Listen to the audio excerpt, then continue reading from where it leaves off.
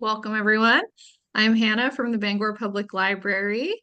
Thanks to you guys for joining us this afternoon for the fall resumption of our series in partnership with SCORE on different topics related to entrepreneurship. I will hand it over to Donna to introduce today's speaker, and just note for folks that you're welcome to put questions in the chat and that this recording and copies of Susan's slides will be sent out to everybody who registered after the event. So go ahead, Donna, you can share a little bit about SCORE and a little bit about Susan. Wonderful. Thank you, Hannah. Well, first of all, thanks to all of you for joining us today. I'm really excited about the topic. Just for those of you who aren't familiar with SCORE, we're a 100% volunteer organization. We help people through all stages of their business. So whether you're here today because you have an idea, or whether you're here because you've been in business 10 years and you just need some new ideas, we work with people all the way through to when they're ready to exit the business as well. We have 120 people in throughout Maine, and there's really a lot of different expertise, and that's one of the great parts about being at SCORE.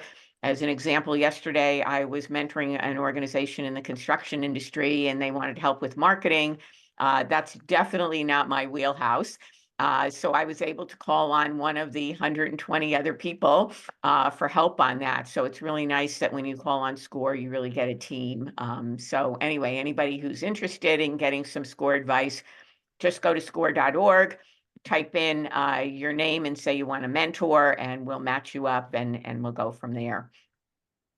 So today, I'm really excited to have Susan Ruhlin on with us. She's currently the managing director of Dirigo, Maine, which is a startup accelerator.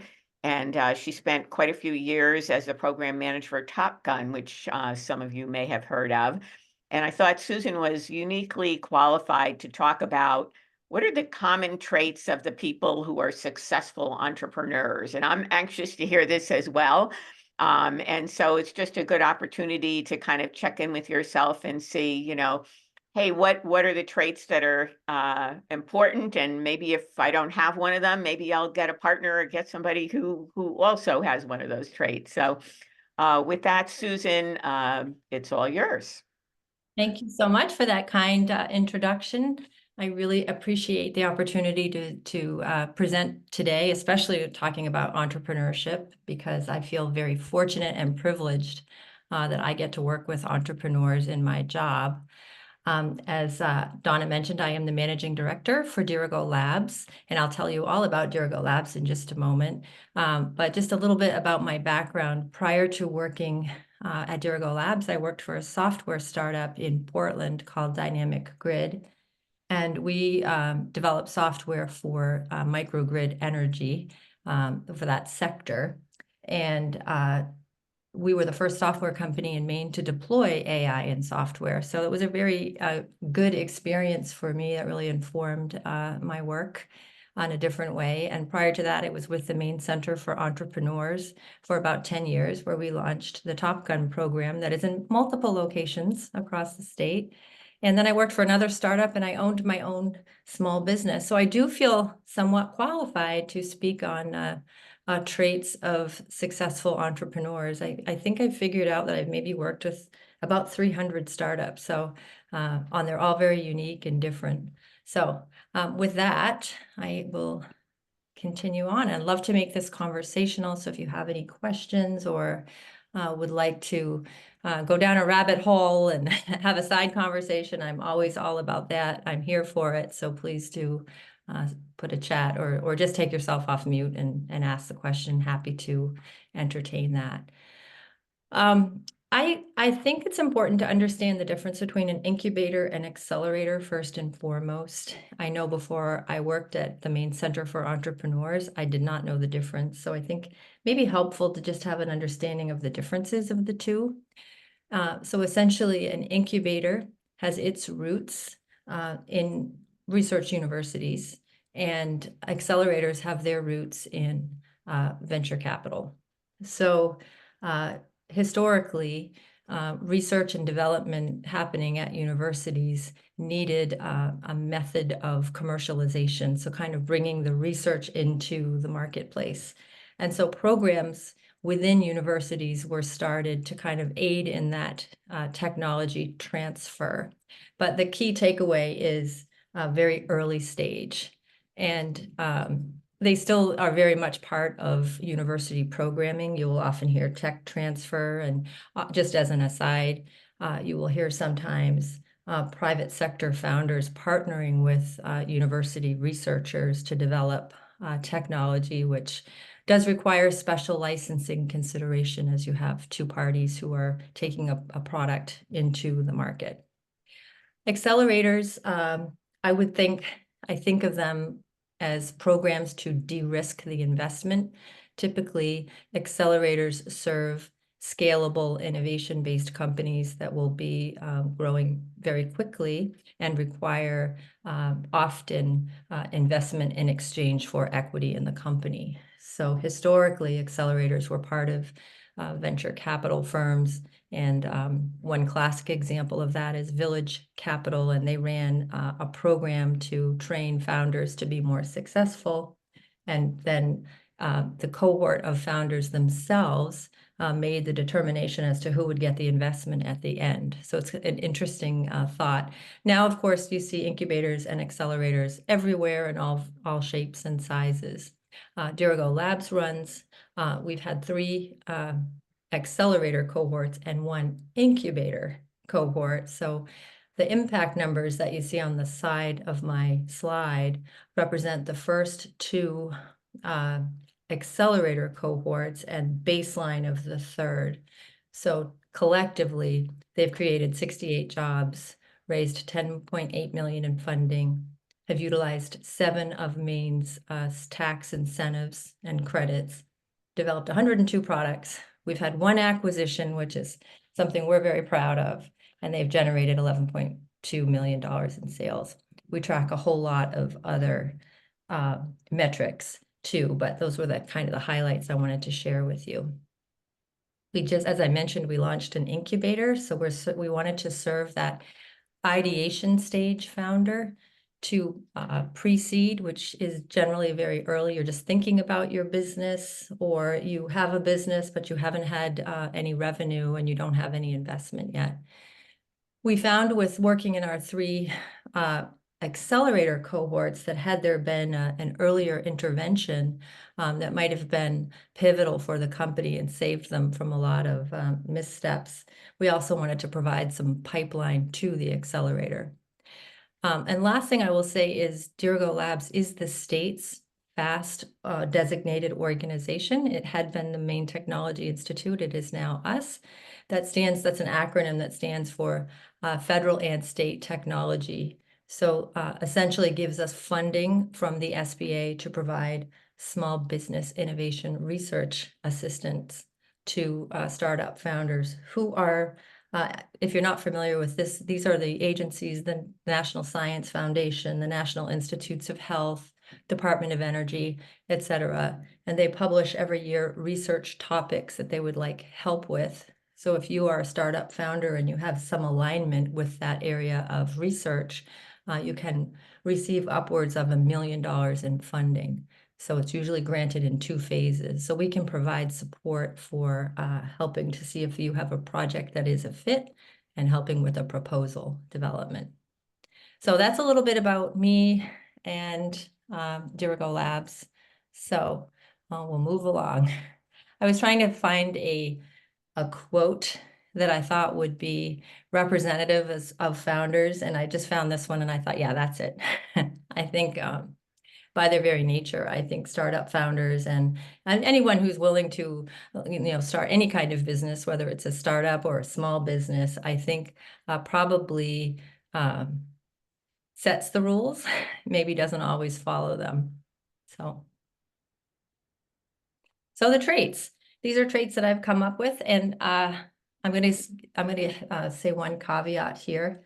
I have assigned founders that I've worked with to these traits. I think you could move them around to any one of the traits because they would classically embody them all. But sometimes I think there is a situation where you could have 2 co-founders. So they might not have all the traits, but together they have all the traits. So you could have a very kind of technical introverted person partnered with a very visionary extroverted kind of a founder, and it makes for a great team. So on to the traits. So creativity, I think creativity is of course necessary if you're trying to improve on an existing product or service, or you're bringing something entirely new into the market. Obviously, creativity is an element of that. But I think it's also something that plays into a variety of other things that are associated with startups. So it is, how are you going to fund your business? So very often early stage founders, the only currency they have is their equity. And so thinking about how to solve for bringing in an employee, maybe under some kind of equity agreement, versus protecting your equity because you want to be, appealing to investors later. So how do you solve for that? I think that takes a high degree of creativity to kind of think in that way.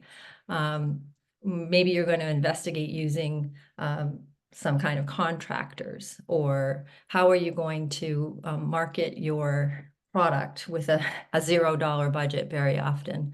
And I think Sasha Derry, who is the founder of Blue Shift Aerospace, I think he kind of embodies creativity in so many different ways.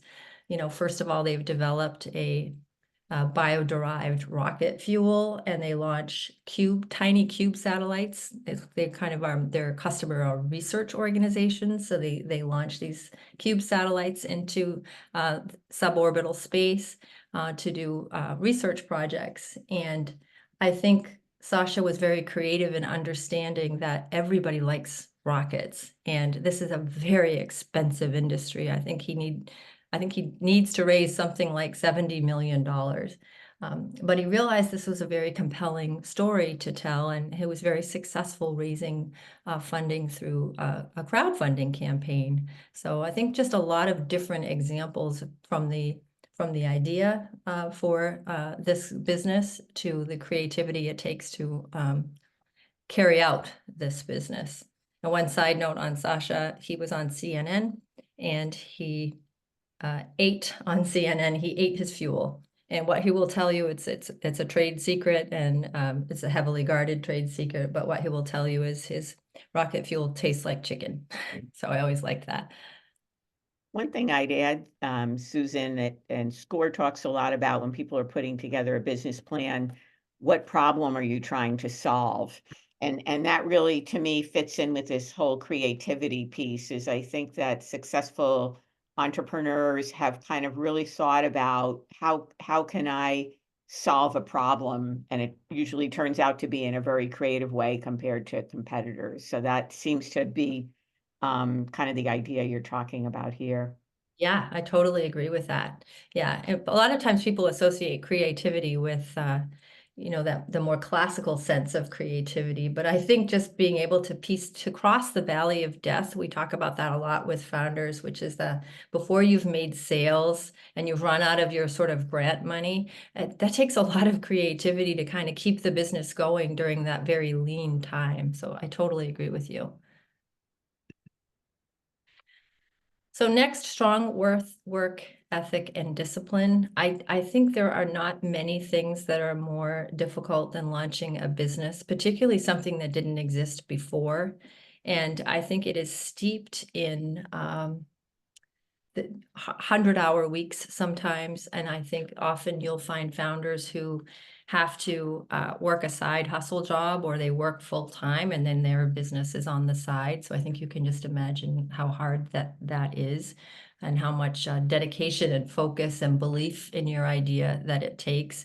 And solving all of the problems, doing all of the sales, raising all of the money is a really hard thing. And just when you're exhausted, then you fill out, Google Tools has a program where, if you fill out this grant application, you might be awarded a fellow who can help you develop some technology and further your project along.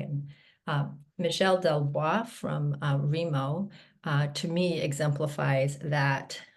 She has built a literacy platform for educators and students It's really compelling because it's basically allowing students to take a stake in their own education and be able to track their progress on their Lexile score and how they're, improving their reading. And it's a partnership really between a teacher and a student in a way that I don't think many other software platforms have successfully demonstrated.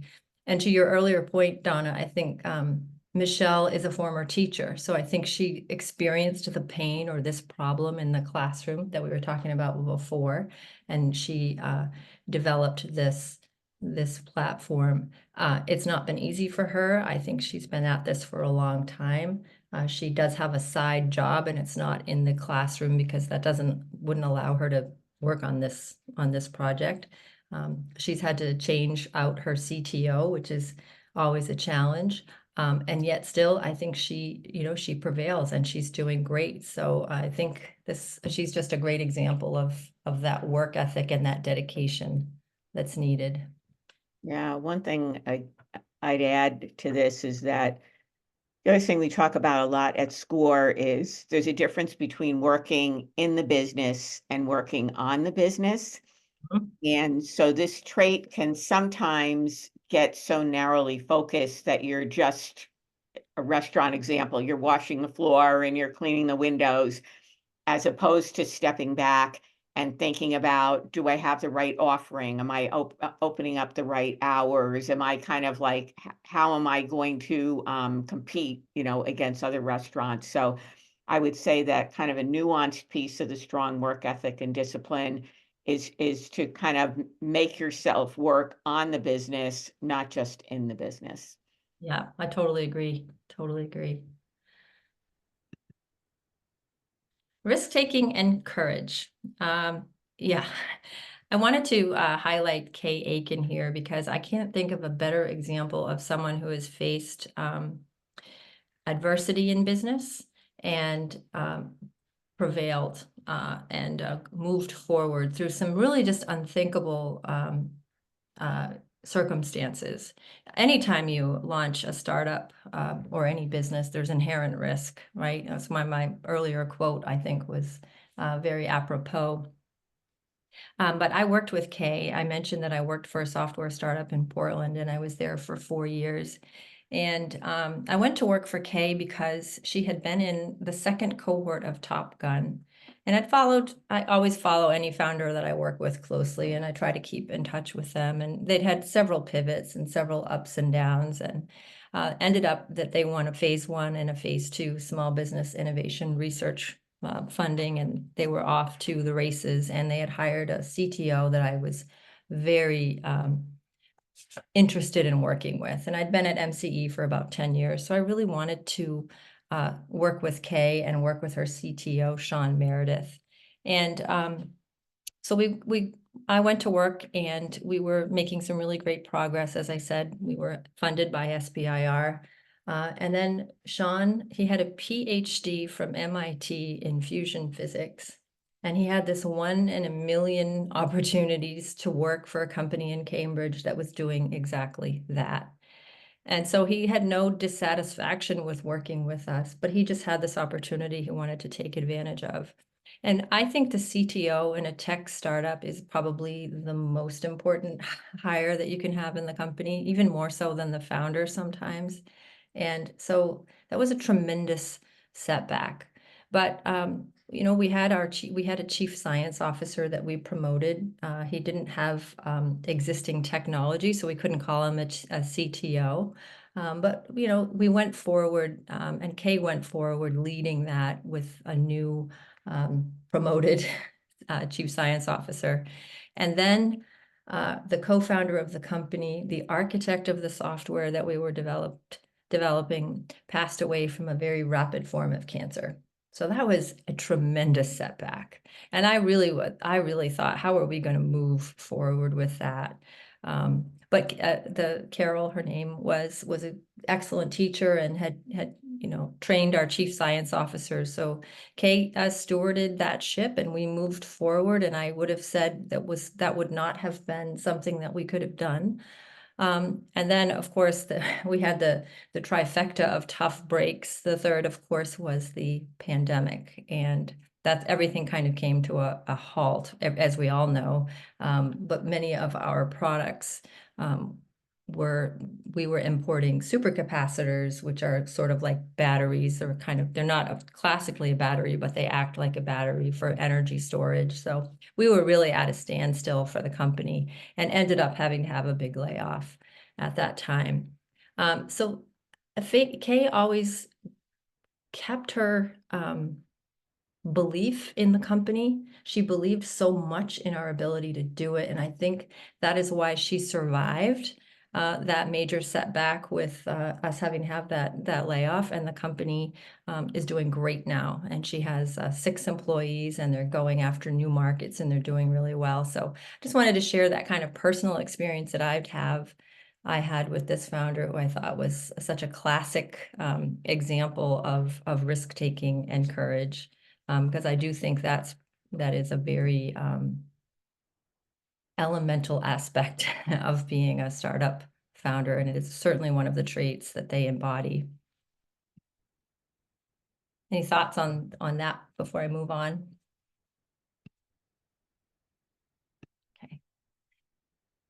Coachability. I would say that if there is one most important trait, I think it's coachability. I think a lot of us who work in entrepreneurial support organizations have experience with coachability. It's something as I mentioned, I've had an opportunity to work with a lot of startup founders, so I'm getting pretty good at being able to determine coachability in a founder. For many years, I worked with Don Gooding. Don Gooding was the executive director of the Maine Center for Entrepreneurs, and he had come from Accel Partners, which was a venture capital firm that actually funded Facebook initially. And he taught me a lot about venture capital. And every time we had a Top Gun cohort, we would always look at each other and say, there's always this one founder that kind of bubbles up to the top of every one of these cohorts. And suddenly you see the cohort of founders kind of championing this one founder. And what is it? Is it charisma? What is that characteristic? And we came to believe that it's affability and coachability. And that's kind of the 2 words that we came. Founders don't need to take all the advice, but they need to be open to the advice. And if asked to investigate something or follow up on something or meet with someone at the recommendation, say, of a mentor, the willingness to do so is that coachability factor. And I think maybe many of Donna, I don't know if you worked with founders where you could tell right away that they're just not open to help. And I know that seems probably obvious, but it is certainly something that I think can separate success from not. So you don't have to, founders don't have to follow it all, but they have to be, open to it. And Heather Kerner, she is, as I said, you could move these founders to any one of these traits.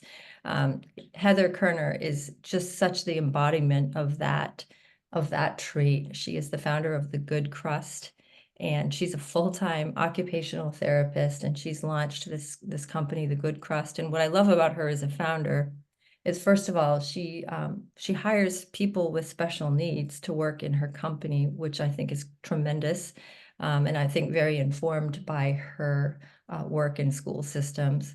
But she's an incredibly good founder, and every single thing we asked her or recommended that she do while she was in the Dirigo Labs cohort, she followed up on it. And I think her business success is a result of that. She's now developed, she's in public schools now. She initially launched through the breweries. So the craft breweries often serve pizza, and she recognized that could be an opportunity to sell her pizza dough in the craft breweries, moved into schools, and now has a boxed mix. So she's really expanding into grocery stores. So she's just a tremendous founder, and always seemed so willing to take our guidance. And so I think that's just a great example of coachability. Lastly, on my list, passion and drive. I think we've been talking about, or we talked about this earlier, very often founders who develop products or services had a history with it themselves.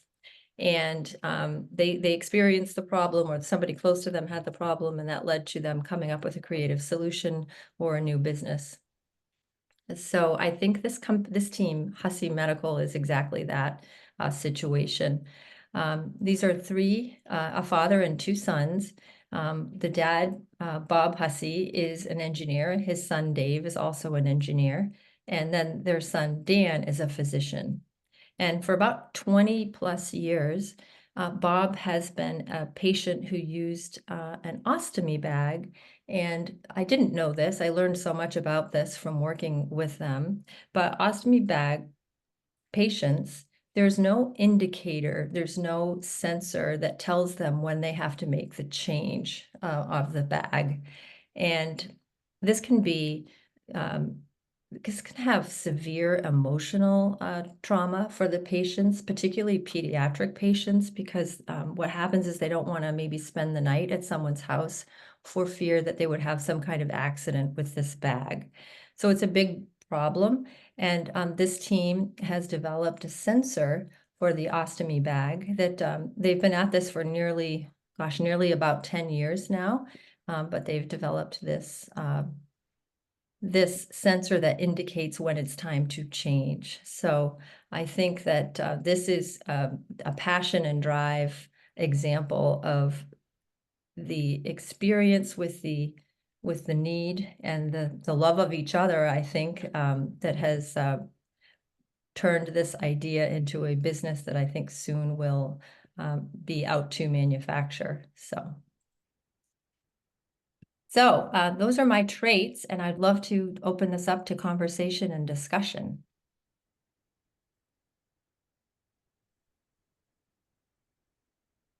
I'll stop sharing the screen too, if that's helpful. On that last thing that you mentioned, them doing the thing for the ostomy bag, there's nothing like being driven by something that's happening to a loved one to make you want to change something. 100% agree. That's kind of where my passion's coming from. Yeah. And what's your passion, Kathy? Do you want to share that with us? Helping with I might start crying, I'm sorry. Helping with people with recovery efforts Oh, or drug use, drug and alcohol use. I've lost several family members to it, and I have a son in addiction right now, and I almost lost myself to it. So that's where my passion comes from. We had a startup founder. Interesting that you mentioned this in our last cohort, AWA in recovery. This was a person who was a drug and alcohol counselor, and what she wanted to solve for, she had a family member who had had a very difficult experience, and she wanted to solve for support for family members, not even for the affected, the patient. And so, she thinks that there's a lot of resources. So she built a learning platform for people who are families going through recovery. So yeah. Well, that's wonderful. It goes hand in hand because each side it suffers. I agree. Kathy, thank you so much for sharing that. Andy, I see you're on the screen. Would you like to share with us what your background is or your interest in this topic? Yeah, absolutely. Good morning, Susan, Donna, and Hannah. So thank you so much for the opportunity to be part of the webinar. So my background is mostly on the technology side, and the business as well. I've been mentoring and coaching the entrepreneurs, as well as small business owner in California. So it's downtown LA. So if you're familiar with that. So based on my observation or experience, right, so mentoring the startup founders, so they have the fear, right, in them. So they have idea, but they don't know how to the process to turn that idea into reality. So I think it's very important that you have the mindset that, to help them, the entrepreneurs to turn that idea into reality. So there's a lot of challenges, a lot of issues, a lot of process step you have to go through to make sure that, um, to um, to mentor them, to coach them, right? It's really important. Being an entrepreneur is not easy, but it's not hard either. If you have a mindset, you have desire, you have motivation, and then it's really important that you have people that who you work with, the team members, right? Because you can't be successful, or the company can't be successful if you on your own, right?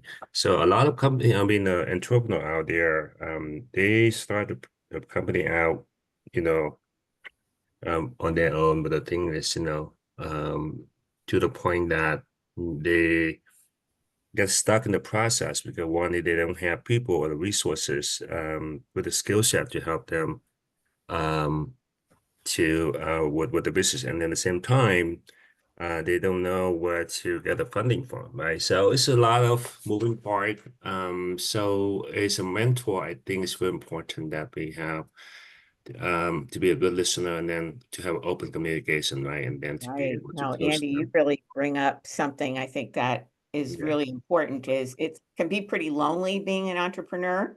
Yeah. And I do think building the team, or having advisors or even groups like what we're doing today, Right.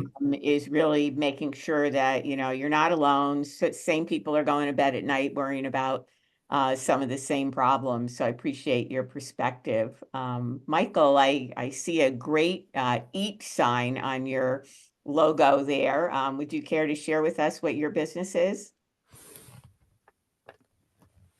Hey, good afternoon, everybody. Thank you very much for making this webinar. I don't have a business at the moment. I'm at the very beginning stages of kicking around a couple business ideas, and I learned about SCORE recently and noticed that you guys are doing these webinars, and just thought I'd start to join in on a few of them. So yeah, don't currently have a business, and that picture has its own long story that I won't get into because it's kind of boring to everybody else. But I thought you were going to tell me you were a restaurant entrepreneur, so I love it, and we're glad you joined us today. Hannah will actually tell us more detail at the end, but our next session next month is going to be how to start a business. So we're really going to get down to basics. How about you, Shelley? Would you be willing to share with us your business background or why you joined us today? Sure. So I am trying to start a small marketing business for small businesses. I have a passion for, I'd like to bring my marketing to women-owned businesses, other disadvantaged businesses, and also nonprofits, particularly cancer related. I lost a younger sister to cancer. So I have this saying that's called feel good marketing. And I'd like to be able to be doing marketing that's for the greater good in some way. So, but there are lots of challenges with starting your own business and coming out of the corporate world after 20 years of marketing there, and financial challenges for sure, when you're trying to run a business at the beginning with very little capital. So I'm basically a sponge right now for listening in on awesome webinars like this, and just trying to connect with other people who have knowledge about this, and who are willing to give me sage advice. So thank you for this today. Yeah, Shelley, so you're kind of picking up on Susan's comment around coachability and the whole idea of kind of recognizing you might not know everything, is I think I would have picked that almost as the number one for me, because it's if people can admit that. I counseled someone yesterday, and again, they're in the construction business. They're like, we only want to construct buildings. We have no interest in managing people or marketing or whatever. And by kind of admitting that, it's like the first step, right, to broadening your horizon. So we're glad you joined us today. Justin, how about you? Would you be willing to share your interest in the webinar? Sure, definitely. So thank you for having this. I'm Justin. My day job and my history is web development and app development. So I've helped a lot of businesses kind of get off the ground, which is really fun and exhilarating. So on that piece, I'm always kind of looking for different viewpoints and different experiences about what people have been through and what's been helpful, so that I can kind of pass that along when I have conversations with people. But I also am sort of entrepreneurial myself. In addition to having my web business, I would eventually love to build something of my own that's a product that I can have for myself. So I'm always kind of, have my ears open for opportunities and just hearing what people have to say about what works and what has been a challenge in the past, and sort of getting a sense of the road ahead. So thank you for having this. I really appreciate it. Well, that's great. I really appreciate you joining us today. Yeah. There's another person who joined who is named Zoom User. And if Zoom User is willing to also share, that would be great. And if not, that's fine too.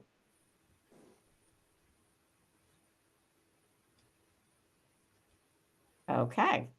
Yeah, Susan, I think it was just a great discussion around, we could all relate to all of those, right? And I also really picked up on the fact that everybody who talked about their potential business has that passion about something that they want to do that's more than, I didn't hear anybody say, I want to do this because I want to make more money. Right. Precisely. And Yeah. probably that's good not to have that as your number one goal. Right. Right. One of the things I always say, because we all counsel startup founders, and I think Andy mentioned this, and we talk about this a lot, but this idea of kind of fail fast, fail forward, I think is what we say now. So don't spend years of your life and thousands of dollars chasing down a business venture that will not be feasible. And there are ways that you can determine whether or not this will be feasible. So if you can have access to a good financial model and you can look at your numbers, and we at Dirigo Labs, we teach a course on financial modeling, and it's basically mini lessons, 20-minute mini lessons centered around cost driver inputs. But so you can run the model, and we did an experiment with somebody from R.E.D. took a look at our model, and they did it for a board game company, and they put in all of the cost drivers for this board game company, and they determined they would have to sell the board game for $200 a piece. And they figured out there probably wouldn't be a good market there for that at that. So understanding those kinds of things really early, I think can save a founder from, a lot of dread later on, let's just say. And I also wanted to just add to Justin's comment about maybe investigating launching an app or his own business. I highly recommend anybody in that kind of tech space to familiarize themselves with the Maine Technology Institute. That's a tremendous opportunity for founders in Maine. I don't know if everyone realizes, but essentially startup founders who are developing technology in one of the MTI's 7 technology sectors, IT being one of them, has access to up to $100,000 of non-dilutive funding. And that is, of course, predicated on the stage of the business's development, their ability to raise match. So you have to raise 1-to-1 match for that money. You have to meet certain milestones outlined in your grant application, but it's a tremendous resource. So I do encourage you to follow up with MTI, Justin. I think that would be a very worthwhile use of your time. And they also have a program called the Maine Entrepreneurial Resource Corps. And that is separate funding from the MTI funding that can fund 50% of a consultant that might be able to help you further along your project. So again, it Can you requires. give me the name of that again? Maine Entrepreneurial.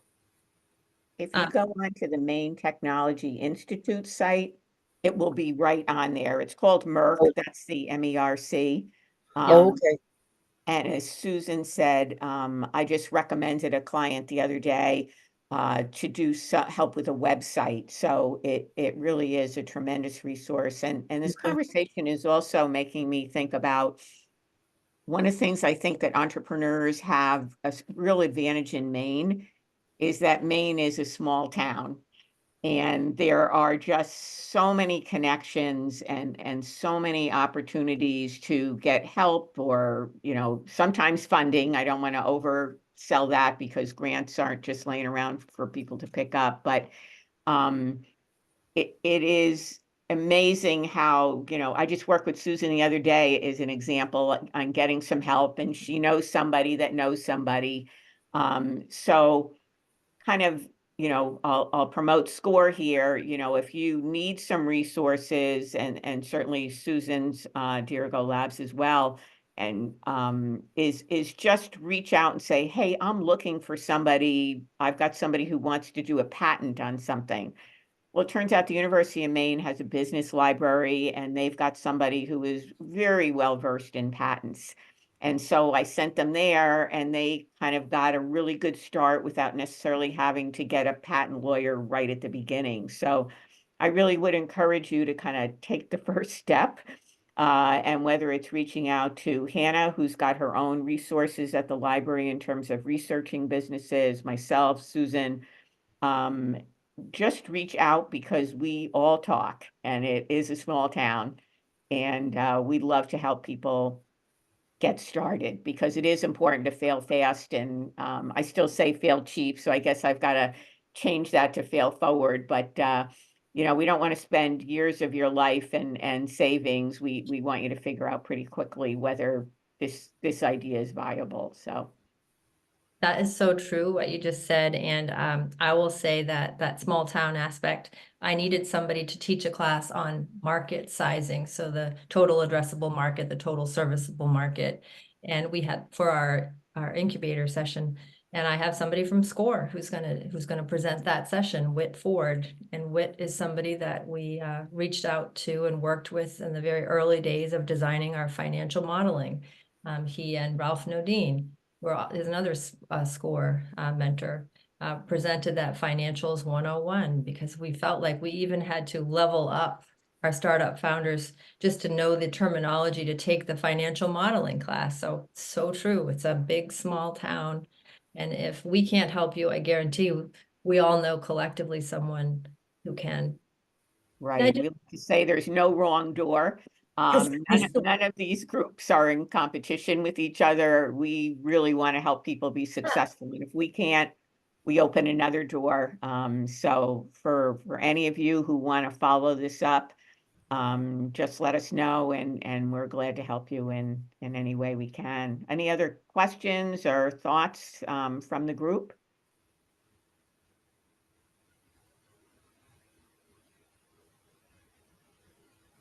Okay, well, Susan, thank you very much. And Hannah, how about a pitch for our next session? Yeah, I just want to thank Susan as well for your time and expertise on this. It was a lovely presentation. So yes, we do this as a monthly series between the Bangor Public Library and SCORE. So our next topic is going to be starting your own business, as Donna mentioned, kind of brass tacks, getting something off the ground with Dan Reed, who's another SCORE person. And that's going to be on Wednesday, November 13th at 12 o'clock. So that should be going up soon on the library's calendar if you want to register for that. I will send out the recording and slides from this, so you can also reply back to me if you want me to just register you. And we'll gather again next month and learn some more interesting stuff. Right. And if you have any ideas of a session you would like to have, we are always open to that. So with that, have a lovely afternoon. Thank you. I had a question, one more. Sure, go ahead, Kathy. You just mentioned sending slides. I attended a class yesterday and Jasper was supposed to send slides out, and I never received anything. I wondered what if he did it, or if there's a way to get in touch with him, Yeah. or Do you remember what class was it? I can't tell you right now. It's probably on my